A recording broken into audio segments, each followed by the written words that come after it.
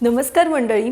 तुम्हाला वाटलं असेल ही एवढा विचार करून करून काय लिहितेय, तर मी माझी फूड जर्नल लिहित होते. फूड जर्नल म्हणजे काय माहिती आहे? एक अशी ही डायरी असते जी रोज रात्री झोपताना आपण साधं एक चॉकलेट जरी खाल्लं किंवा कोणी आपल्या हातावर बर्फी जरी दिली तरी ते पेन आणि पेपरनी रात्री झोपताना छान लिहून काढायचं. हे का करायचं माहिती आहे? बघा हां, एखादी व्यक्ती जर वेट लॉस किंवा फॅट लॉस करायचा प्रयत्न करत असेल तर आपण त्याच्यामध्ये काहीतरी ठरवतो की हे खायचं आहे, हे कमी खायचं आहे, हे कमी करायचं आहे. परंतु बऱ्याचदा असं होतं की एखाद दिवस चालतं ना, एवढे दिवस नाही खाल्ले, आज खाल्लं तर काय होणार आहे, असं करून करून थोडे दिवसांनंतर आपलं मोटिवेशन कमी कमी व्हायला लागतं.